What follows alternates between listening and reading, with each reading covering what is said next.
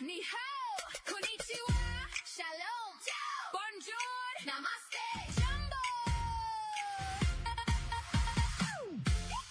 Bienvenidos! Hey, my name is Jedley. This is Reading with Your Kids.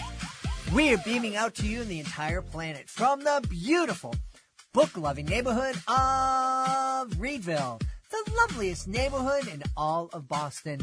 We are so very honored and delighted that you're joining us in our mission to help all families grow closer through reading. We do that by sharing fun, thoughtful, and thought-provoking conversations with fascinating people who just happen to be writing books for kids of all ages. Please let all of your friends and family know that they can hear us on the WREB AM/FM 24/7 radio network, and they can find us on the iHeartRadio app, on Spotify, Apple Podcasts, Good Pods, Podcast Addict, YouTube, Amazon Music, Audible, CastBox, Player FM. Wherever you find your favorite shows, you can find Reading with Your Kids. Really wonderful show for you today. First up, Dr. Linda Booth Sweeney is here to answer the question, do bees pee? The curious and amazing ways nature avoids pollution. Later in the show, Esau McCaulley is here to celebrate his picture book, Isaiah Johnson and the Big Game.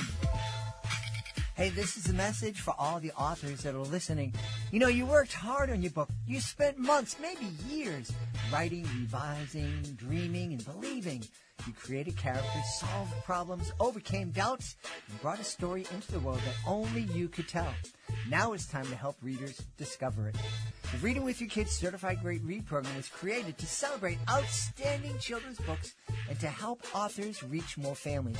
When a book earns our seal of approval, we don't stop with an award certificate. We review the book, feature it on the podcast, share it across social media, and help introduce it to parents, teachers, librarians, and caregivers who are looking for great books to share with kids. Because your story matters. And the families who need your story deserve a chance to find it. Please visit readingwithyourkids.com and click the Authors Click Here button at the top of the page to learn more. That's readingwithyourkids.com. Let your book find the readers it was written for.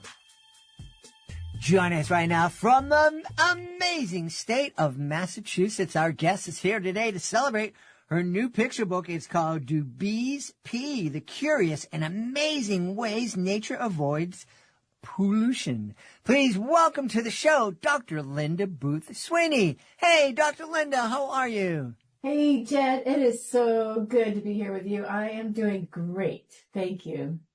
Delighted to have you on. How much fun did you have with the title of this book? Well, I tell you, endless fun, and it just doesn't stop, to tell you the truth, because there are so many kids out there that are potty training, and this is right in that sweet spot, to tell you the truth. And so it's just turns out to be a great question because everybody wants to know. It's not an obvious answer to that question. Yeah. Now I had a ton of fun. It just sort of was playing around, and actually my agent, I said that phrase, and she said, "That's it. Just whatever you do that."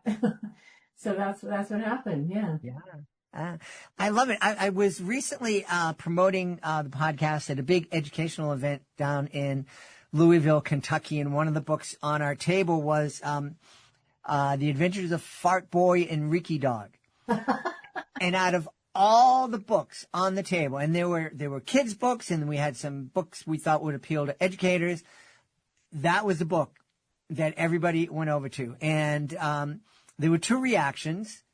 Wonderful, this is fantastic. And then there was, oh, this is horrible, the how dare you. Exactly. And thankfully the how dare yous were very, very few and far between. Can I tell you, that is what I absolutely love about this book. Because the how dare yous, if they want, what you really get is that this is kind of like this Trojan horse book. It kind of goes in with potty humor, right? But it's a silly question with a really big idea behind it. So it's got really sound science. It's about future thinking, basically, about, leaning into nature's brilliant designs. Nature doesn't have waste. And it's just a super simple question. Why not? and then when you really look at it, and the kids really look at it, they realize that nature doesn't think in straight lines, it thinks in loops. So, a bee's frass, let's call it, feeds the grass, which feeds the soil, feeds the flowers, and then it all back to the bees in this kind of closed loop.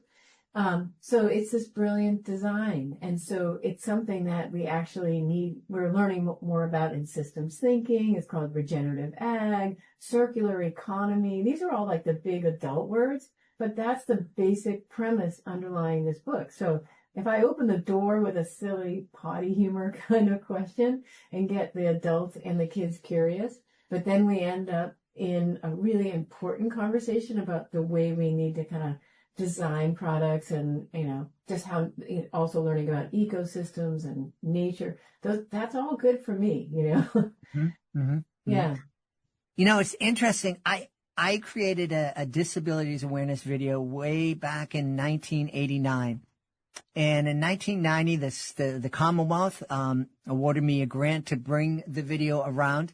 And it was a fun video. There was a very diverse cast. There was me and my clown character, and we had music and everything. And the basic message was that kids with disabilities can be great friends. And my goal was to get it into different Massachusetts schools and present it. And I went to a very affluent community and previewed it for them. And the people in that community, the educators, the people who knew better than me, came back and they said, "We love the message of the video. We love that the kids heard the message. It came through loud and clear, but we're not going to be showing it to them because it's too much fun."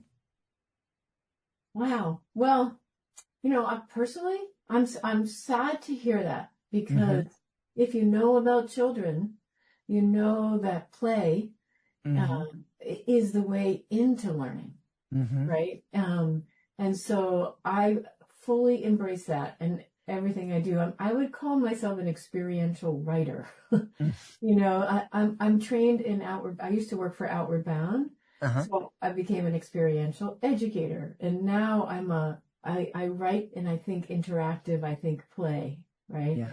And so if that is not, if someone wants a textbook for a child, more power to them. I think go find that straight book, but mine is very rigorous in terms of the science. It's all, and it's something they want to read. It's like it opens with, "Have you ever seen a toilet for a tiger or a bathroom for a bee? What does nature do with all that poo and pee?" Right? Like, okay, so yeah, it rhymes and it has potty humor, but it also has a lot of great information in it. So right. Yeah. And yeah. I would, and I know my son, when he was the age of picture book, he would have been reciting those poems everywhere he went. Right. And people would have looked at me and I'd say, "Hey, look, the kid's learning science." He's learning. He's learning. You're all good. Yeah. Yeah. And, I've learned actually in my old age, and you probably have too, that not everybody's going to like you, right? Right. And not everybody's going to like potentially this book, but I think it's already got excused upon. It's got so much good buzz, I just have to tell you something that happened this weekend. Sure. Just to explain. So I did my first event this weekend, and which was such an exciting thing, but it was at a farm in Beverly, and it was a farm day. So it was a new entry sustainable farm. It's a really cool farm that gets new farmers onto the land. So they're in a 3-year training process. Really awesome kind of work. But I was part of that farm day, and so they had me. I was doing readings and signings, and there was a pollinator safari with the Xerces Society, and it was this whole big community event. We created these signs that are adorable, and it just says "Do bees pee?" and there's this little bee on it that kind of looks like it has to go to the bathroom, and then a QR code, and that's it. Because we did it as a team, it wasn't just me as a kind of author coming in, it was us as a team planning this. The Green Beverly, the kind of a powerhouse kind of sustainability group out in Beverly, that they do amazing kind of pollinator gardens and sustainable energy, like do a lot of things to really make Beverly, Massachusetts green. They partnered with the farm and with me and with Xerces Society, which is all about bee protection. I don't know if you know of them, but they're also been around since the 70s. Anyway, long story short, but so they put these signs all around town, right? And these like cute little garden signs with, like I said, with the bee and the QR code. People came to the event. They came to my table and they said, "We saw the sign. We want to know, do bees pee?" You know what I mean? And so it got, again, everything, it was this door opener, right? If it on a hot Saturday, if you drove down this long path to come to a farm to find out the answer to that question, that's good. That's success. Yeah. My point. Then they talked to me, and then I sent them over to Xerces, and then they went on a pollinator safari, and they were like totally immersed in this whole community experience. So I mean, I personally, I'm fine with humor, sure, and, intrigue, and, doing whatever you need to do to get people honestly away from our phones, Yep. Mm-hmm. And I will just say one more thing about that, if you don't mind, but I really feel so strongly that, kids have so much anxious and stress and, not necessarily good things streaming into those phones, the fears of like 8 billion people, right? Coming in, and that becomes like this reinforcing loop of, anxiety, more doom scrolling, and even it spills over into what's called eco-anxiety, like a worry about the planet kind of thing. And I think we need to lean into more of a balancing loop of nature has brilliant designs. Like, for example, these closed loop of no waste, every waste is repurposed and used. Everybody is somebody's lunch. Waste equals food for somebody, in nature. And it's a closed loops of balance. And I think it's a way to crush eco-anxiety, to tell you the truth. Like you are part of nature, and nature is brilliant. And here's how nature is working. Yeah. And so that message, I mean, I just even saying that, it makes me feel a little less stressed. I just feel so. It's all important, really important. I agree with you. I love the idea of kind of relieving that eco stress, because I hear so many young people, and especially young people in their 20s and 30s, is like, why can't have kids? I mean, how unfair it is to have kids coming into this horrible world that's going to be, we're going to be drowning in Iowa in 12 years. And they said that 12 years ago. And and the more, and it's also I'm I teach systems thinking. So I'm always talking in these loops, but, forgive me. But I think it's also a kind of a reinforcing loop of, once you start to get curious about nature's designs, then you want to know more, and then you learn more. So there's a whole field called biomimicry. You might have heard of that, but it's mimicking, nature's design. And that's a whole field of engineering and science, and it's inspiring, right? Sure. So we need to kind of like replace, not, still be sober about what's going on. I'm not saying put your head in the sand, but really go to where things are working. And nature is a great place for that. And it's so good for kids to get like their hands in it. And this book is something that, you could drop an apple core outside in your yard or a park if you needed to, and ask a child, okay, what's going to happen next to that? Who might use that? What could, and that, then they start thinking beyond that as just, end of story, like, just the apple, to that will decompose. That could then go into the soil, and maybe the worms are using it. And then you're starting to, the word is more reticulate, more web-like, more kind of interconnected way of thinking. Right? And we really, really need that. Yeah. Well, one of the things we've talked about here recently on the show with Michael Rosen, who collaborated with Dr. Kathy Sullivan, the first American woman to walk in space, and she also explored the Mariana Trench. And we're talking about, we're living in a time where if I need to know some information, I don't have to memorize it anymore. I just type in and I get and spit, the information spit back. But what AI can't do and what Google can't do is be curious for me. And it can't be curious for our kids. And I think it's so important, our education system. We really need to get back to helping our kids be curious. Yeah.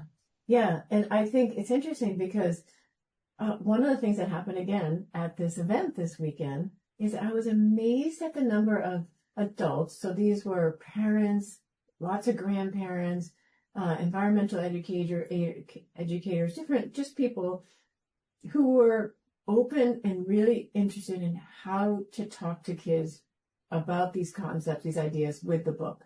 So one of the things we talked about was just what you said, helping them to be curious about connections, right? And so then instead of saying, that's a whale, or that's a dung beetle, or that's an elephant, just pointing out the objects, which is a very normal thing to do, especially with a little kid. You say, how does this connect to that? So how does the elephant connect to the dung beetle, or the bats in the cave connect to those, species at the bottom in the soil and all that? And when they start to see that, they see that the guano feeds those mushrooms down there, and then the frogs are eating the mushrooms, and whatever the connections are, that it's not just an object focus. It's shifting to relationships and interrelationships. And I think you're right. AI is not going to do that. Right. And once they're curious about it, an example I could use is when I first looked at the stars. I remember when I was an Outward Bound instructor, and I really was new to the constellations, right? And somebody said, okay, so we're going to teach you. Okay, so that is the Big Dipper, and there's Cassiopeia. You see that? So when I first looked at it, it was like a mess of stars, and I saw nothing in there really. It was beautiful, and then once they pointed out the pattern, then I can, what's the right way to say it? I cannot not see it anymore, right? Right? And I think that's how it is with being curious about connections. Yeah. Once you start to get curious, you can't just, you can't have just the blinders on, You're always asking, how does this connect to that? And I think kids can get that habit early on. Yeah. How did a systems strategist, an award-winning author helping mission-driven organizations and Fortune 500 companies become a kid's book author? All those things that you just said, that person has 3 kids. Okay. So I think that's what happened. So what I realized was when I first, like I said, I worked at Outward Bound at one point in my life, and I worked at a big Ogilvy mailer at advertising in all this. But once when I first learned about systems thinking, I remember trying to teach my dad about it. And my dad, who was successful businessman, he kind of rolled his eyes. It sounded like this kind of flavor of the month thing that was just going to go away. And I realized that, wait, I didn't learn about these ideas until I was in my late 20s. And why was it that kids didn't understand? I had a feeling I had to do that. I went to Harvard, got a master's and a doctorate in order to answer this question, which was, can kids intuitively think in quote systems, meaning sets of interconnected relationships? Can they think the way we want adults to be thinking, honestly? And the answer is yes.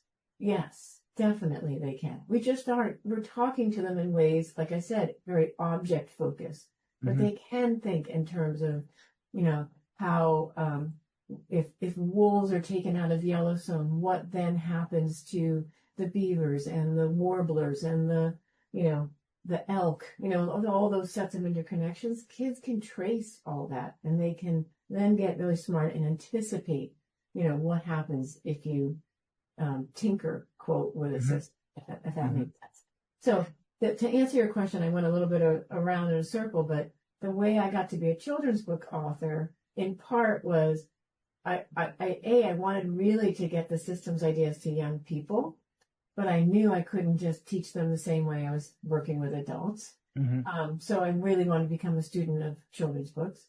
And then I think I was an English major in college. And so once I had kids, I started to, a lot of that same kind of rhyming and all that just started to come out in the songs, right? You sing to your kids and the stories you make up to your kids. And then I combined just really learning the craft of children's books with my natural interest in words.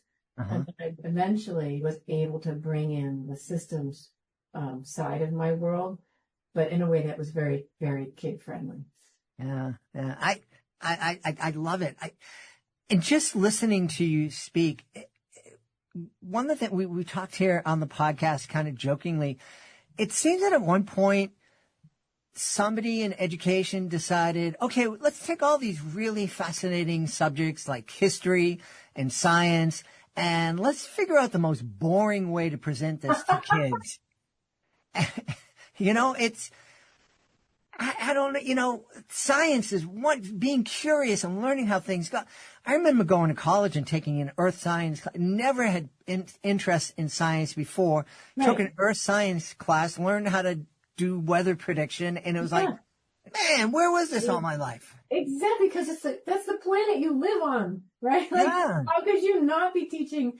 I think the other thing, Jed, that's fascinating to me that got me all riled up, I think, and got me really kind of focused on this work, is if I think about it, I don't know if we're a similar age, but a lot of us went through school like an assembly line, sort of, like math in one class, ding, the bell rings. English in another class, bell rings. Science, right? And you're kind of going through. But if you really think about it, the world doesn't work like that. Knowledge isn't compartmentalized, right? There are what's called a cross-cutting concepts. There's concepts that go across history, math, so this idea in systems of something acting like as a reinforcing loop, right?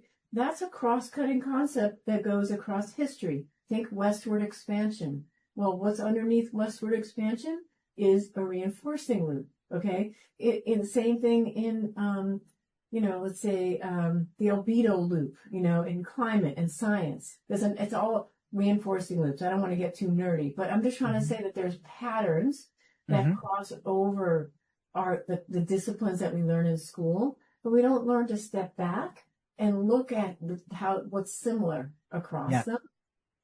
And they're all systems, if you will, and so I personally, like you said, I didn't learn about these ideas until my late 20s. And there's no reason that kids can't have kid appropriate ways of thinking in terms of patterns and thinking in terms of dynamics, right? Thinking in terms of how something changes over time, not just focus on, like I said, the event or the part. Those are all, the kind of things that I think is fun to teach kids about. Yeah, absolutely. Hey, before we hit record, you were telling me how great it was that we have like a little pollinator paradise in front of our home here in Reedville. Can you talk a little bit no, I'm lucky. I live in the city of Boston, but I don't live in the city of Boston. I'm right at the border. So our situation is different, but even people who live in the inner city, there are ways for them to kind of support nature. Can you talk about different ways they can make their part of the planet more welcoming to pollinators and other creatures? Yes. I mean, by the way, this book is not 100%. There's definitely a whole pollinator, friendly piece, but it's not. The whole book it's got it has bees in one section. That's got whales and tigers and parrotfish and because it's about this idea of closed loops. But I mean, absolutely anybody in a city or any can be part of a community garden. Where you're as part of that, even if you're growing vegetables, let's say, you're also planting native plants that are attractive to all different types of pollinators. Because if we create pollinator friendly habitats, even a what do you call it? On a deck you have like flower box Yep. you know, those can all become attractors, and it gives the pollinators a place to land. Then they can go do their work, you know. So there's very small modified things you can do, but you can also, I think if you don't have any green space to work with, you can support, let's say, the Xerces Society, which is out there, you know, really teaching people. When I did this event this weekend, there was a whole table from the Xerces Society, and she was really, really teaching people to do that. But they need some support, right, in order to be able to do that. So, and I'd also, I would say, just encourage people to really look it up. You know, what's happening in my community that I can get involved with, because it's all very local. Yeah. You know, where's the support needed? Yeah. So, and the last thing I would say is, believe it or not, you can buy products. Like one of the partners that has really showed up for this book, interestingly enough, or just really a supporter, is a coffee company called Dean's Beans. I don't know if you know Dean's Beans, but they're a phenomenal coffee company, been around for, I think, 30 years. Everything about them, everything is all, there's no waste, all closed loops, all pollinator, you know, positive, if you will. And so personally, I buy Dean's Beans. I'm not trying to make like a shout out. I guess I am. Shout out to Dean. Sure, Dean's Beans. I mean, but I have one right here. Actually, there's a, you know, this lotion is a bee. Yeah, what's it called? Wait, I get my glasses on, huh? Savannah Bee Company. But a lot of these lotions, if you really look behind the scenes, they give a certain percentage of their profits to support bees. So I think that's another way anybody can, you know, really. We touched really quickly on the bees, frass, and and the relationship between the elephant and the dung beetle and the whale, and I kind of figure out how that poop gets. You want to know the parrotfish, right? There you go. Yeah, I knew it. You know what I kind of want to tell you, read the book to find out. However, I am going to tell you this one. It's the coolest thing because parrotfish poo, guess what? It helps make beaches. Really? Turns into sand. Wow. Yes, and the facts are in the book, but it's so cool. So who would have thought, right? Yeah. Wow, that's really cool. It sounds like you had a blast writing this book. What are you working on? What's coming next? Oh, thank you for that question. I'm thrilled with this book, and I want to bring it to communities and, you know, and all. And so if anybody listening wants a bee festival in their community, you know, I'm doing that next year with Greenfield, Massachusetts. But anyway, so I'm really loving that. But I will say I do have another book that I'm beside myself. I think it's going to be, I'm really excited about it. I can't tell you what the main title is because we're working on that, but I can tell you the gist of it, which is the wild and wonderful ways animals chill out, and you can too. Ooh. So it is learning from nature about how animals handle stress. All right. Very, very interactive. I love it. Please, you have an open invitation to come back to celebrate that book when you're able to. Oh, thank you. I would absolutely love to. You better be ready to kind of do some interactive stuff with me. You're asking to chill out. That's my life. That's all I do out. How do you not want to do that? Let's tell everybody where they can go to find out more about Do Bees Peas, the curious and amazing ways nature avoids pollution. And find out more about you. Or like discussion guides and a free curriculum and, you know, all this kind of stuff that we're developing. If you go to lindaboothsweeney.com/dobeesp, there is a landing page in the works. It's, you know, a little, you know, rough right now, but it's getting better and better. So great. We've had a really fun time speaking to the author of Do Bees Peas, The Curious and Amazing Ways Nature Avoids Pollution. Our guest has been Dr. Linda Booth Sweeney. Hey, some really wicked smart people come from Massachusetts. Thanks for being with us, Dr. Linda. Thank you so much for this conversation. I loved it. And for all you do, actually, to get books to kids all around. And it's great. Thank you very much. Hey, my friends, I want to tell you about a coffee company I recently discovered that really lines up with the values we talk about right here at Reading with Your Kids. It's called Afrera Coffee Company, and they're doing things the right way. The coffee is sourced directly from certified Rainforest Alliance farms in Central and South America, with a big focus on farms in El Salvador. I love El Salvador. They work directly with local farmers, support sustainable farming practices, and even use recyclable and combustible packaging. Now, all of that would already make me feel good about supporting them, but honestly, the coffee itself, it's fantastic. You can really taste the quality. The beans are grown in rich volcanic soil and carefully roasted, so the flavor really comes through smooth, rich, and super aromatic. Now, whether you're somebody who loves a strong espresso to get moving in the morning, or you prefer a lighter roast while reading a good book, Afrera has something you're going to enjoy. And this is kind of beautiful.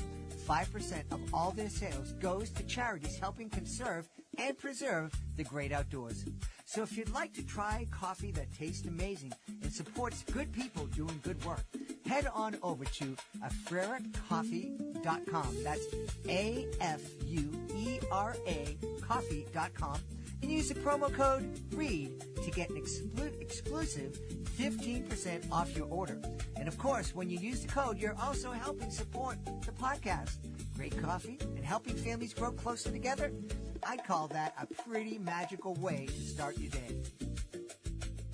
Joining us right now from right outside of Chicago, our guest is here today to celebrate his new picture book. It's called Isaiah Johnson and the Big Game. Please welcome to the show, Esau McCaulley. Hey, Esau.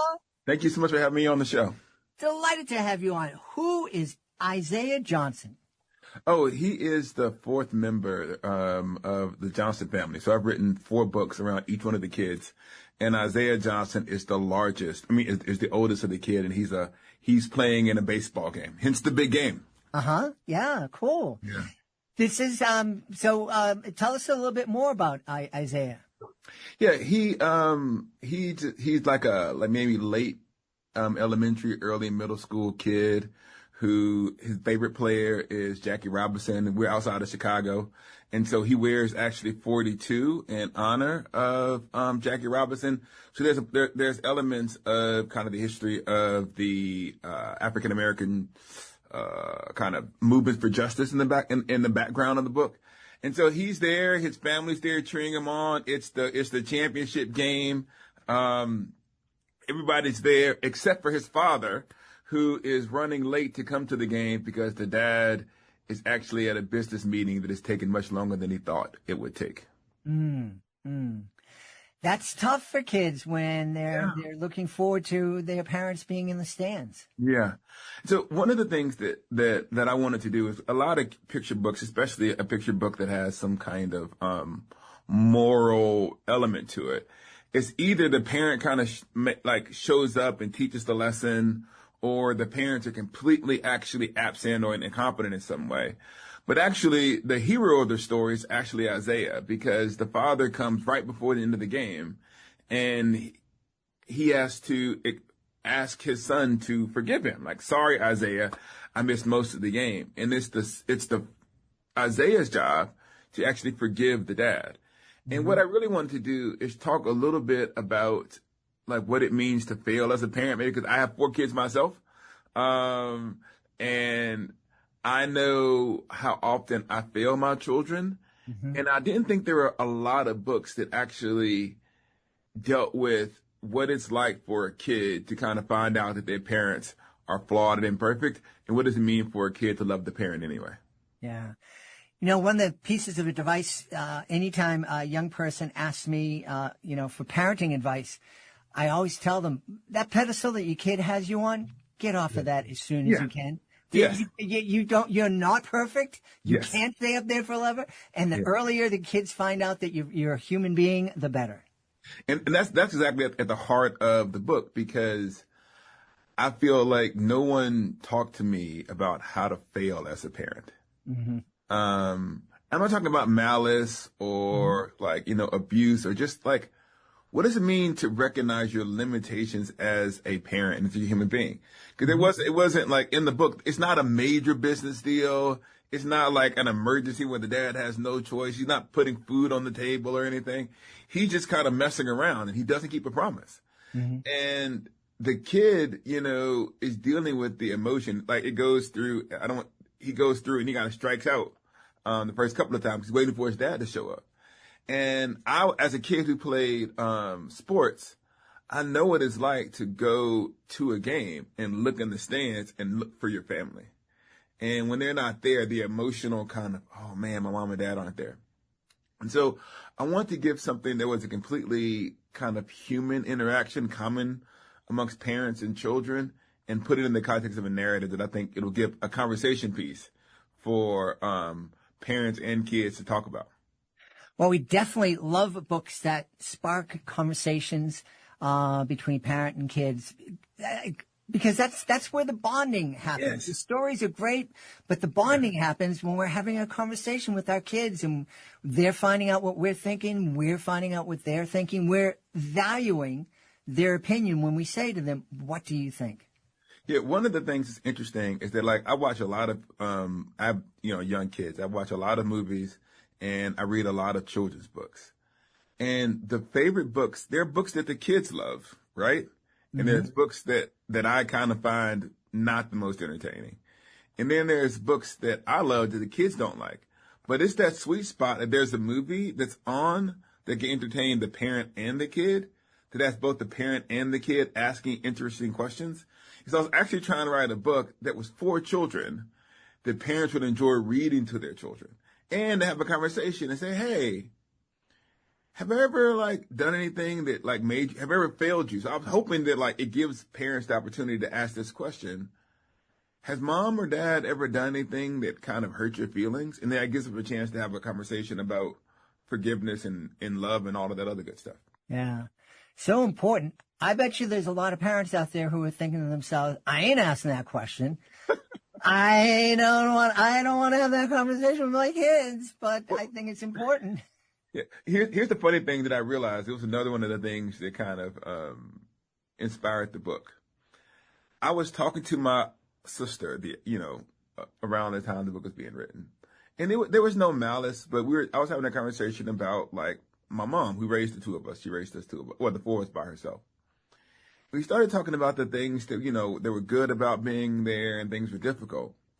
And I realized, you know what? At a certain point, every child gets to a stage where they can kind of go, not youthful, I want to stay up later, but they can actually assess your parenthood. And I thought, wow, these young kids who I have right now, one day they're going to reach adulthood and they're going to have a real conversation about me and my wife as a parent. Mm-hmm. And that made me think, well, what are they going to say?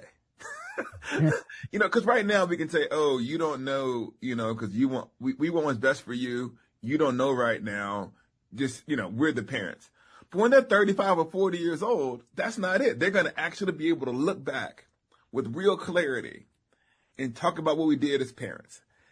And I was talking to my sister and I thought about my oldest son and my oldest daughter talking about me and my wife. And that was kind of terrifying.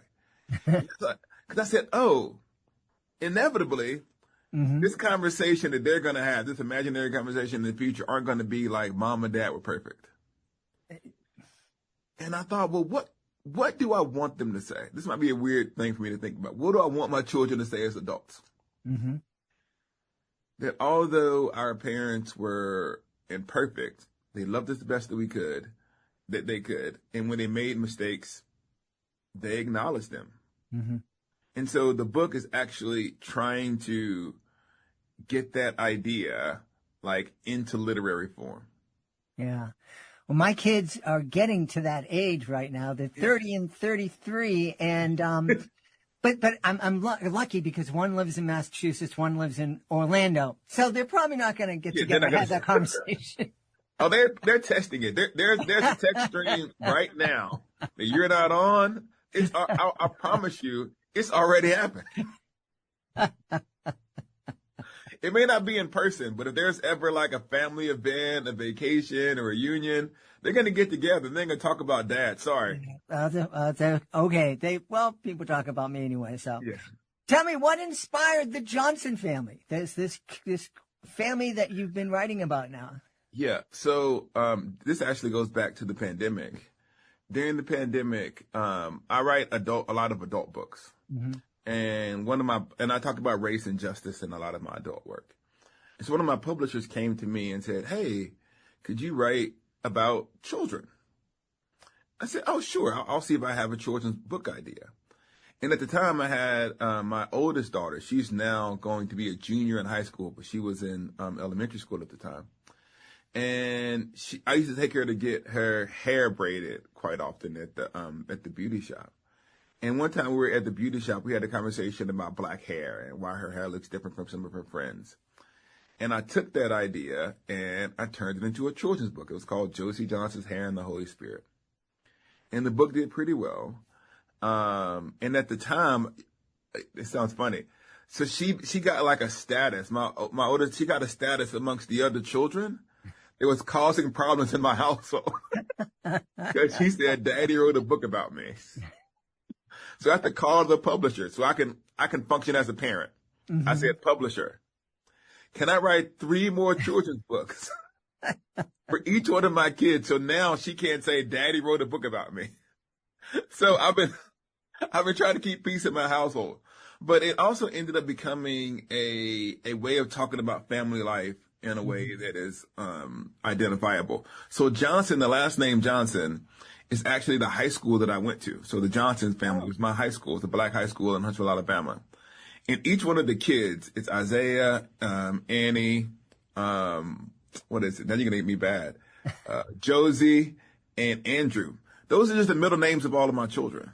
Oh, cool. And so they're fictionalized accounts. But it's really about like, what is it like to try to raise like black children in America with like other elements to it. And so there aren't a lot of like as many books around like families. And actually we're in an interracial marriage. It's actually an interracial family. Uh-huh. And so there wasn't a lot of literature out there. There was an interracial families dealing with like cultural issues. And so it's turned into something that I'm really passionate about. Fantastic. How different is it writing for adults and writing for families? Because I say writing for families because of what you told me earlier. You're very conscious of the parent who's going to be reading your kids' books. Okay, so I just turned in a manuscript today, and that manuscript was 100,000 words for an adult book. My average adult book is between, for me, around 50 up to 100,000 words. You can think about what it means to develop an idea over 50 to 60 to 70,000 words. Okay, you have 800 words or 1,000 words to tell a story. Mm-hmm. And there's illustration behind it. And there's the understanding of what a kid can understand and an adult can understand. I'll give you an example that was at least funny to me. So one of the stories that I did once was the Christmas story about like the baby Jesus and the Virgin Mary. And so I put the Virgin Mary like into the book. And someone said, one of my editors goes, "Well, what is a virgin to an 8-year-old?" And I was like, well, I don't know how to explain that. And so I had to say a young unmarried woman or something like that. And so it's the ability to translate complex ideas down to ways that are understandable for children, but that maintain literary power. So it has to be beautiful and simple. Mm-hmm. And so keeping the beauty and the simplicity, it's a unique challenge. And so I think that it's harder to write for children than it is to write for adults. Because the other thing is that children have complex emotional experiences. Mm-hmm. I remember when COVID first happened. It was like the first time that my children were younger at the time. And I say this because some of these books are written a while ago and it takes a while to get illustrated. And my daughter for the first time was like, "Oh, I'm afraid of dying." like, you know, you're in like 7 or 8 years old. You don't know anybody who dies or something like that. A lot of kids don't. Mm-hmm. So you begin to understand that like children have complex emotional lives. They have real questions. They want real answers. They're curious and they appreciate beauty. And so how do you take them seriously and allow them to be kids? So I would say all of the intellectual abilities that go with writing for adults Mm-hmm. also can write for children, and they form imagination, right? There's things that when I write as an adult, I do a lot of essayists. So like I have a column that I used to write for the New York Times regularly, and so writing that kind of stuff takes one set of skills, Mm-hmm. but trying to have that same seriousness and with fiction that kind of sits in one's imagination, to me, it's great. I want to write a long form like fiction book now. So picture books, probably the middle grade is probably my next horizon. All right. Hey, I noticed on your website and through our conversation here that your faith is a big part of your life and your writing. I had an experience. I did educational magic shows for 35 years, and it was a wonderful, wonderful thing. And very strangely, I was invited to perform for a youth group at our church, and you know, as a writer, sometimes you just you get into that flow state. And I'm on stage, and I'm in a flow state. And I got off the stage, and the priest came up to me and said, "Hey, I had no idea that you had a gospel magic show." And I said, "Neither did I." And so I started marketing that, and a lot of folks from public schools who would go on my website at the time, and they'd see that I had this faith-based show. They'd say, "Oh, well, we can't bring him into our public school because he has his to the point where I had to have two separate websites because people didn't understand. Two things I can do. I can go into a public school and not preach, and I can share my faith. What about you? If someone is on your website and they're interested in Isaiah Johnson and the big game, and then they go and see that you wrote a book about Lent, I don't want to bring this faith stuff into my home. What would you say to that person? Yeah, I think that there are lots of things.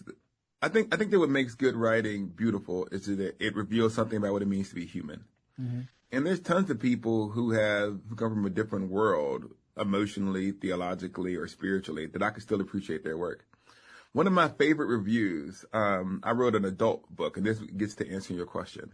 It's a memoir. It's called How Far to the Promised Land. It was like, it was the story of my childhood. And Amazon rated it one of the best nonfiction books of, I think it was 2024. And so the person was giving a review for the book. And it was so funny because I've never seen this before. She gave like a content warning. But she did like the content warning was, it's Christian, but it's good.